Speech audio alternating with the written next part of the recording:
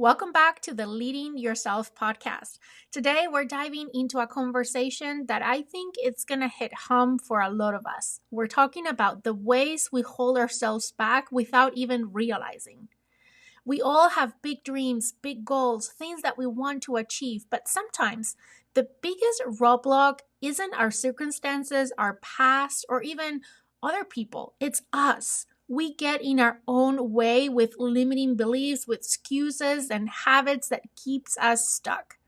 And if you're feeling frustrated, like you can't figure out why things aren't falling into place for you, this episode is for you.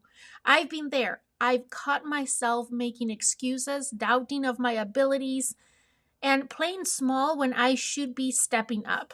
And I can tell you, once you start recognizing these patterns, you can start changing them. So today, I'm breaking down 8 common ways we hold ourselves back, and more importantly, how we can move forward. So let's get into it.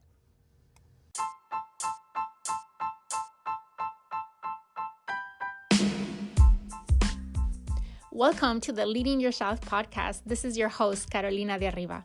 I'm an HR professional, health and fitness coach, wife, mom, and above all things, a goal-getter.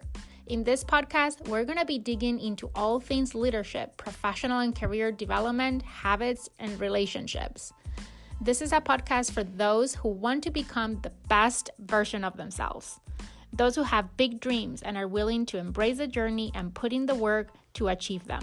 My goal is to share with you the tools, tips, and tricks to help you in your journey. So let's dig into today's episode.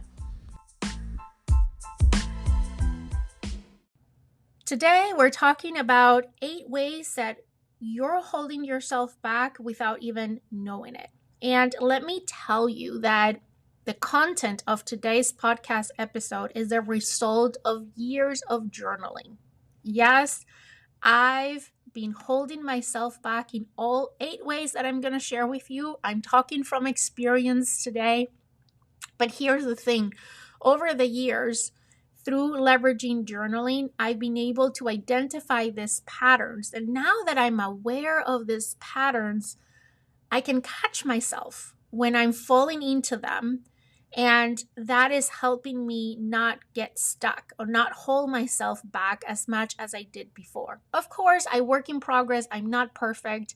But I thought, if this is something I've struggled for so long, and even now that I'm aware I'm still work in progress, maybe this can resonate with you and you can identify with some of these ways that you might also be holding yourself back without even knowing it. So let's start with the first one, a big one. You're making excuses. Yes, you're making excuses. Let's start with a hard truth. Excuses are sneaky.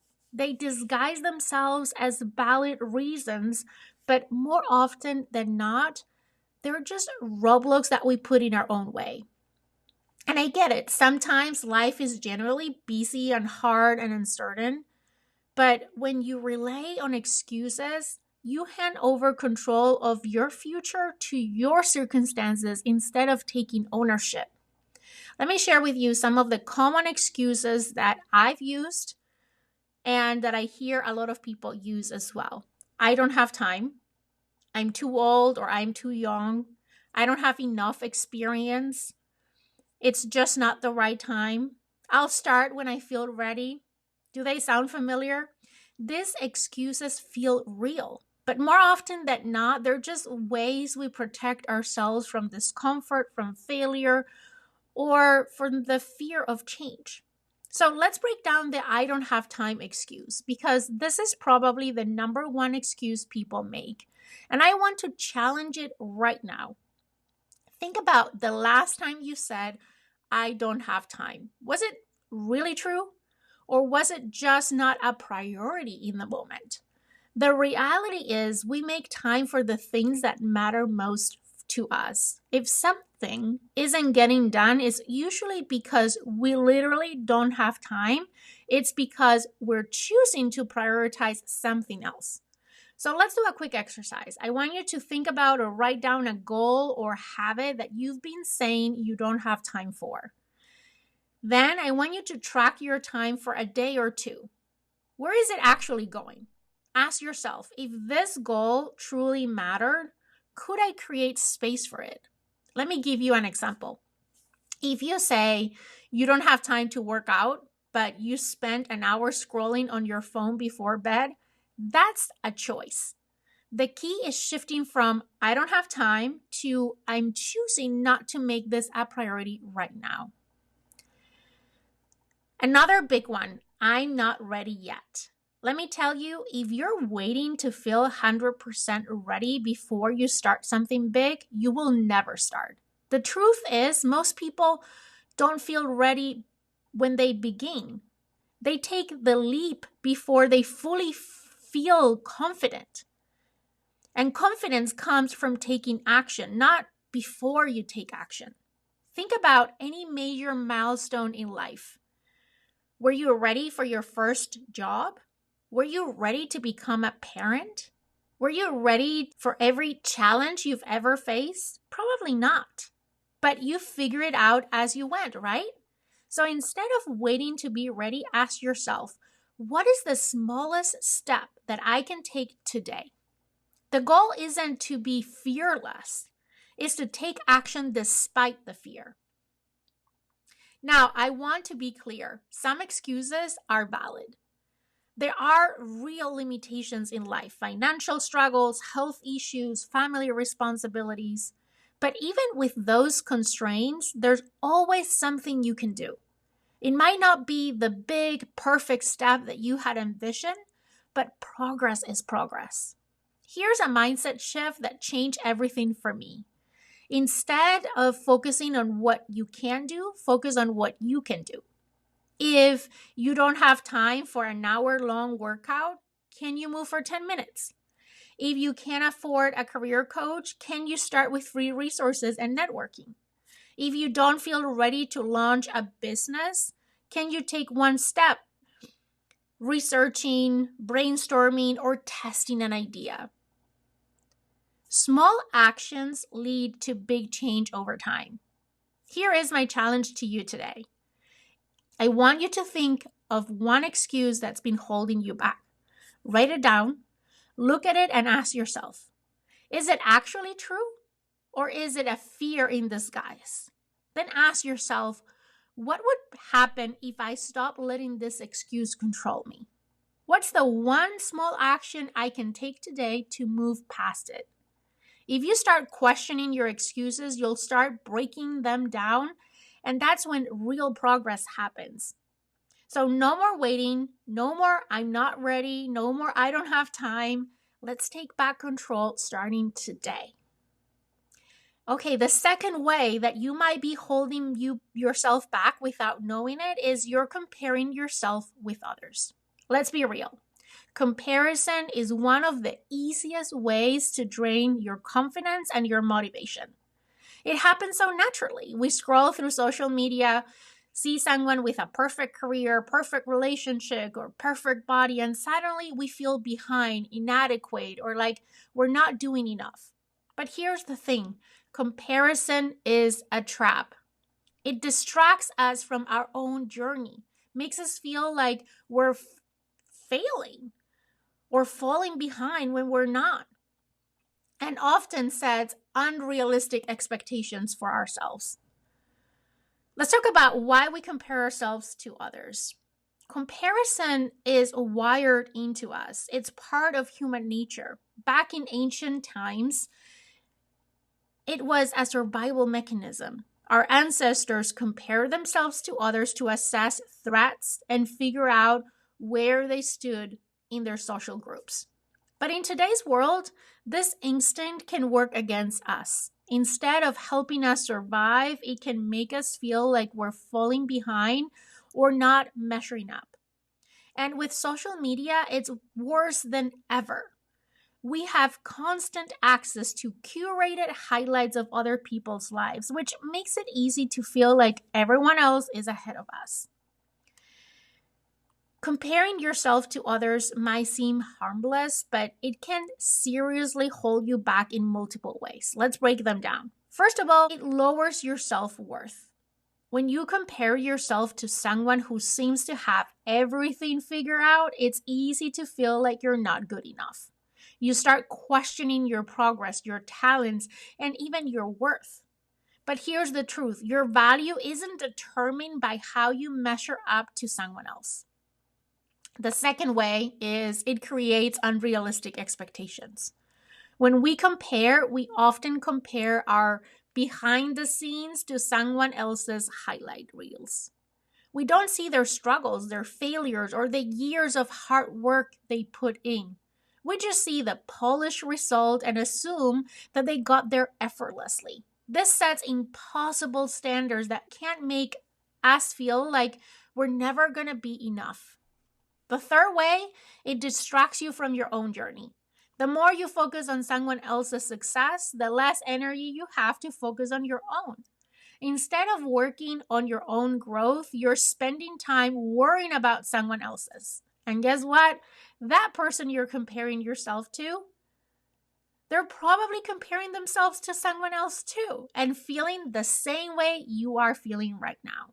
So, how can we stop this comparison cycle? Here are some strategies to shift your mindset that have worked for me, continue to work for me, and I thought I'll share with you. The first one is recognize when you're comparing. The first step is awareness. Yes, pay attention to when and where you're most likely to compare yourself. Is it when you're scrolling Instagram, talking to a friend who just got promoted, watching someone crush their fitness goals? Once you recognize your triggers, you can start shifting your response. Instead of letting comparison make you feel small, use it as a signal to refocus on yourself. The second thing you can do is to turn comparison into inspiration. Instead of looking to someone else's success and feel discouraged, ask yourself, what can I learn from this person? If someone has something you admire, a stronger career, a healthier lifestyle, more confidence, see it as proof that it's possible for you too. Success isn't limited. Just because someone else is thriving doesn't mean that you can't thrive too. The third strategy is to celebrate your own progress. It's easy to focus on what you haven't done yet, but what about everything you have accomplished? Take a moment to reflect on how far you've come. Think about the challenges you've overcome, the growth you've experienced, and the wins, big or small, that you've had. Keep a journal of your achievements so you can remind yourself that you are making progress, even when it's not at the same pace as someone else. The fourth strategy, limit social media consumption. Social media is one of the biggest triggers for comparison. If you find yourself feeling worse after scrolling, it might be time to take a step back. Unfollow accounts that make you feel insecure and start following people who uplift and inspire you. I call it doing a social media audit. I do this once a quarter. I check and I clean my social media following. I check who am I following, and if I see anyone in the moment, when I see someone couple of times making me feel insecure, I immediately unfollow. And then once a quarter, I do an audit.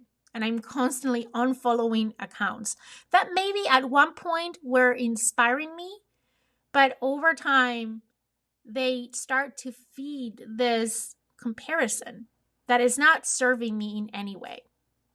Better yet, you can also take a break from social media altogether and focus on real life connections and personal growth.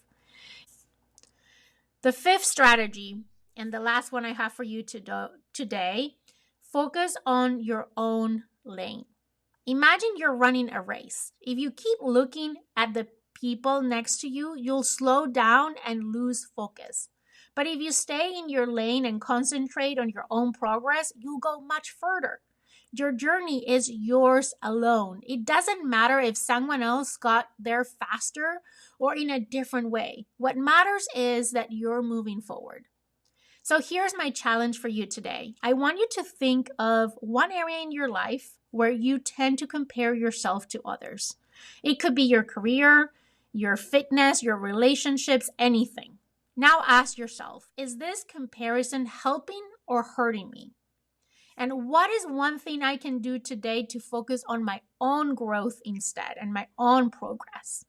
Remember, you are exactly where you need to be right now. Your journey is unique and no one else can walk it the way that you can. So stop looking sideways and start looking forward. Okay, let's move on to the third way we hold ourselves back without even realizing it. And that is you don't believe you have what it takes. This is one that hits deep. You have big dreams, big goals, things that you want to accomplish. But deep down, there's a voice in your head whispering, what if you're not good enough? What if you fail? What if I'm just not meant for this? Sounds familiar? If so, you're not alone. Self-doubt is one of the biggest reasons people stay stuck and never reach their full potential. The belief that you don't have what it takes can quietly sabotage and quickly sabotage your efforts before you even start. But here's the truth. The only thing standing between you and your goals is the belief that you can actually achieve them. Let me repeat that one more time. The only thing standing between you and your goal is the belief that you can actually achieve them. So, why do we doubt ourselves? Self-doubt doesn't come out of nowhere. It often is a result of either past failures. If you've tried something before and it didn't work out, it's easy to assume that you're just not cut for it. But failure isn't proof that you're incapable. It's proof that you're learning. The second reason is negative self-talk. That little voice in your head saying you can't do this, it's lying to you. We tend to talk to ourselves in ways we've never talked to a friend. If your best friend told you they wanted to chase a dream, would you say you're not good enough? Don't even try? Of course not. So why do you say that to yourself? The third reason is fear of judgment. Sometimes we don't believe in ourselves because we're too worried about what other people will think. We fear looking foolish or making mistakes in front of others or not meeting other people's expectations.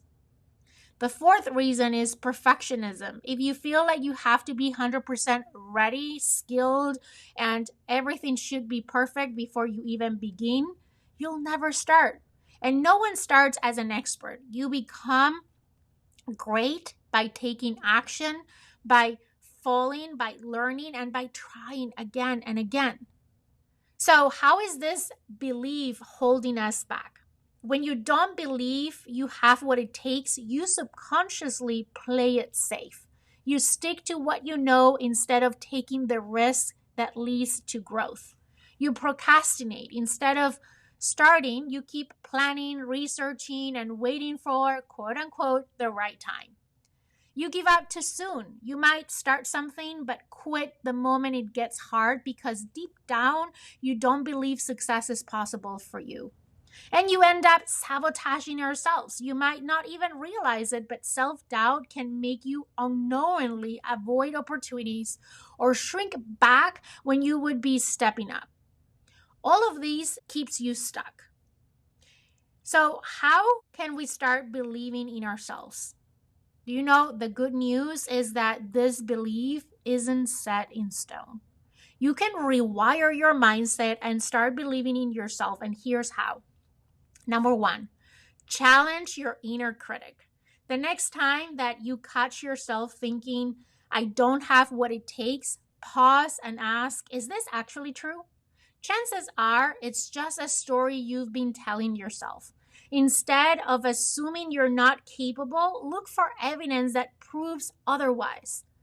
Think of past times when you succeeded, when you learned something, or you overcame a challenge. Replace negative thoughts with some empowering ones. Instead of, I'll never be able to do this, try, I might not have all the answers yet, but I'm capable of figuring it out. Or instead of, what if I fail, try, what if I succeed?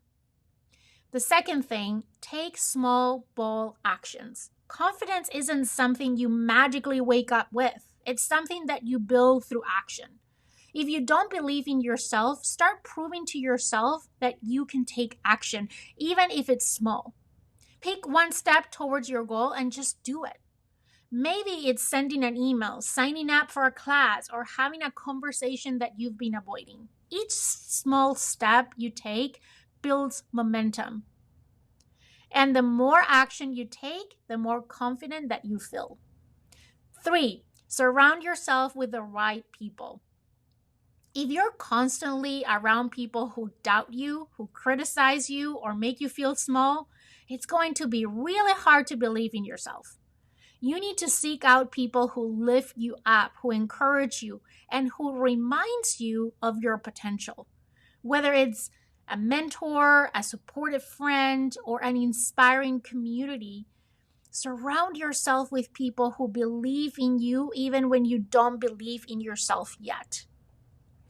Number 4, reframe failure as growth. One of the biggest reasons people don't believe in themselves is because they're afraid of failing. But failure isn't a reflection of your worth, it's just part of the process. Every successful person you admire has failed, and they have failed a lot. The difference, they didn't let failure define them. They learned from it, they adjust, and they kept going. Instead of seeing failure as proof that you're not good enough, start seeing it as proof that you're learning and you're growing. And number 5, visualize your success. Your brain doesn't know the difference between something real and something vividly imagined. That's why visualization is so powerful. Take 5 minutes each day to picture yourself succeeding. Imagine how it feels to achieve your goal, to overcome challenges, to be the person that you want to be. The more you visualize success, the more your brain starts believing it's possible. Right now, you might not fully believe in yourself, and that's okay. But belief isn't something that you're born with, it's something that you build. So start today, challenge your doubts, take action, and remind yourself that you do have what it takes. Because the only difference between the people who achieve their dreams and those who don't is this: they believe in themselves enough to try. And so can you. Okay, let's move to the 4th way that we're holding ourselves back, and that is you say mean things to yourself. This is tough to face, but it's incredibly important. Think about it.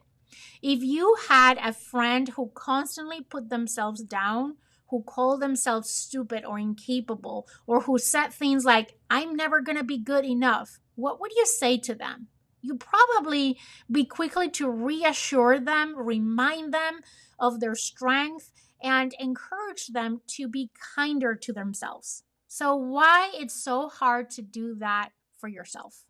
We often forget that our self-talk shapes how we see ourselves and how we show up in the world.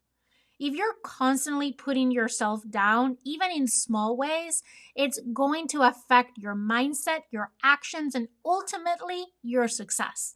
The way to talk to yourself matters. It has the power to either propel you forward or hold you back. So, if it has the power to hold us back, why do we do this? The habit of being mean to yourself usually comes from somewhere. It might be rooted in past trauma or hurt. If you've been criticized or bullied in the past, whether by others or even by yourself, it can leave a lasting impact on how you see yourself.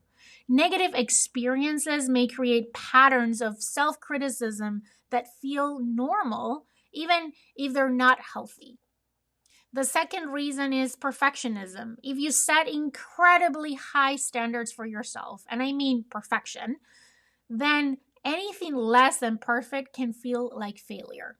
This leads to harsh self-judgment when you make a mistake or you don't meet your own unrealistic expectations. The third reason is comparison to others. We talked about this earlier, but when you compare yourself to others, it often leads to negative self-talk. We look at others' success and think, why can't I do this? I'll never be as good as them. This breeds a sense of inadequacy.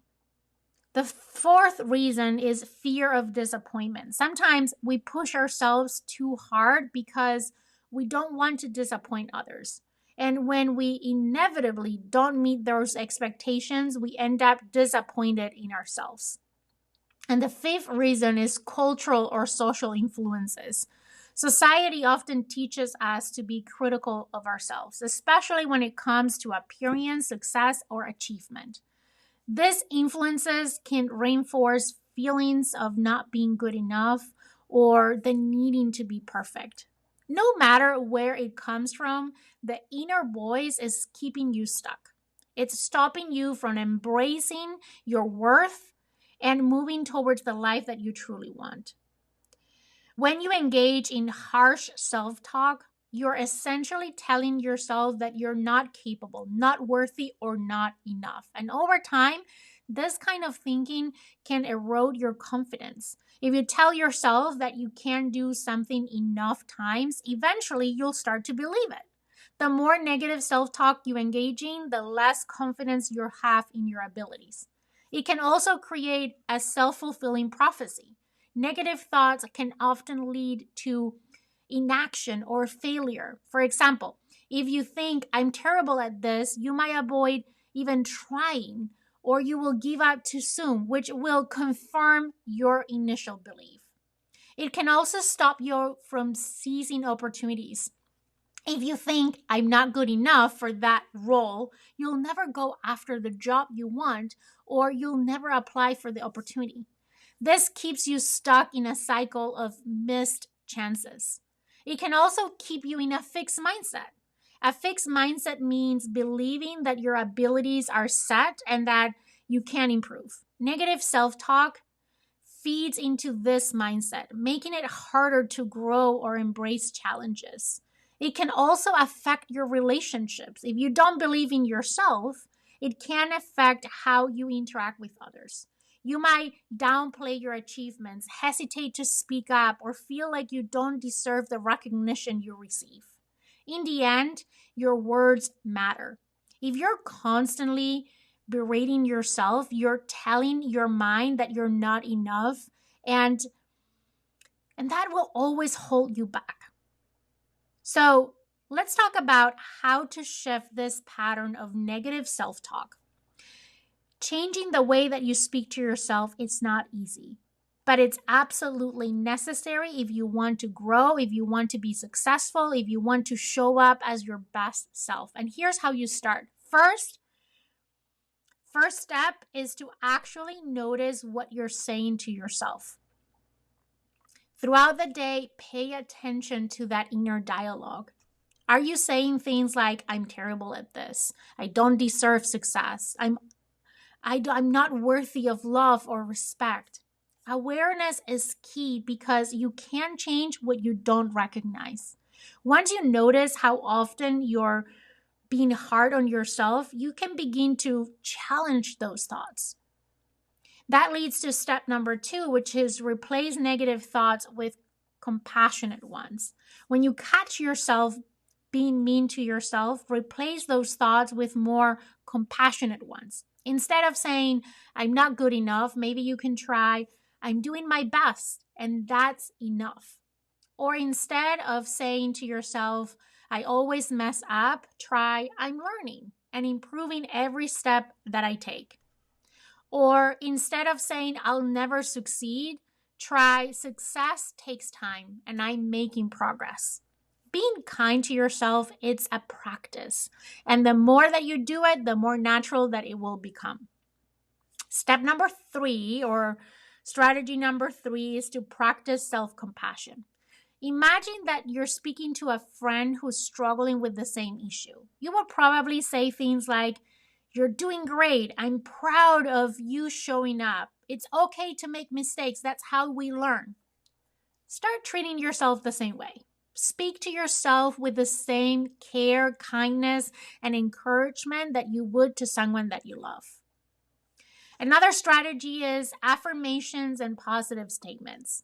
I think this is a great tool to shift negative self-talk into positive one is through affirmations. Affirmations are positive statements that help retain your brain to focus on what's possible instead of what is holding you back. Here are some examples. I'm worthy of success and happiness. I trust myself to make the right decisions. I am capable of achieving my goals, or I'm enough just as I am. Write these affirmations down, say them out loud, and repeat them regularly. Over time, your mind will begin to accept them as truths.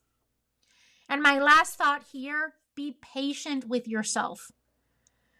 Changing the way that you talk to yourself takes time. It's not a switch that you can flip overnight.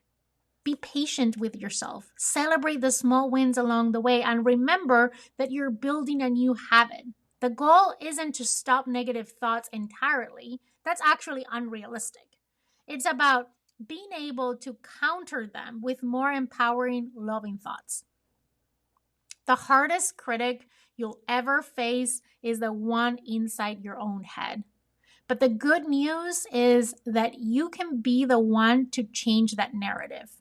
By speaking to yourself with kindness, with compassion and understanding, you can break the cycle of negative self-talk and start living up to your full potential. You deserve to treat yourself with the same love and support that you would offer others.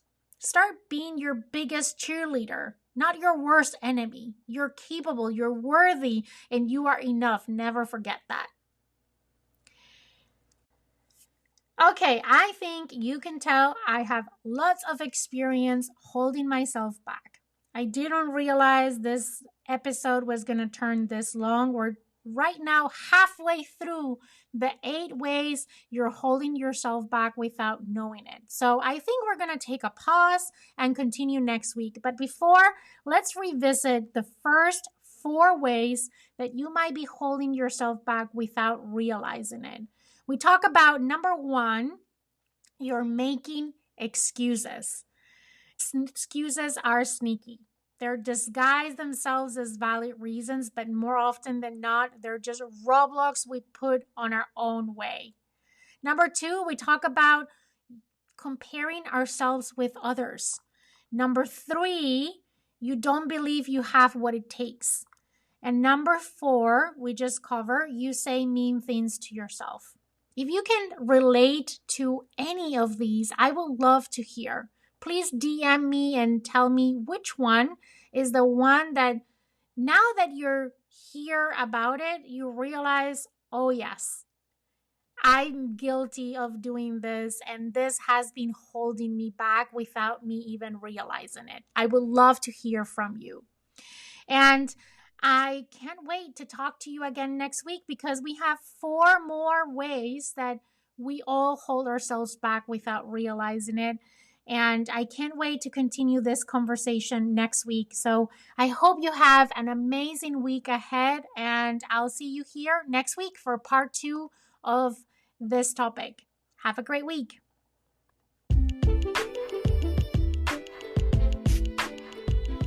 Okay, my friend, that's all I've got for you today. But before you go, 2 quick reminders. Number 1, if we're not already friends on Instagram, let's get connected. You can find me as Leading Yourself Podcast.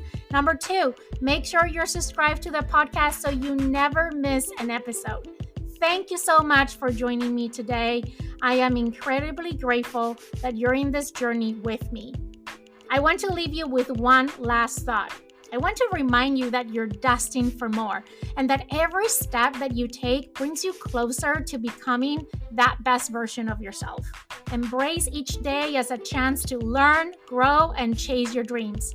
The world needs you to shine brightly, so go out and show up fully and authentically. Take care, and I'll see you next time.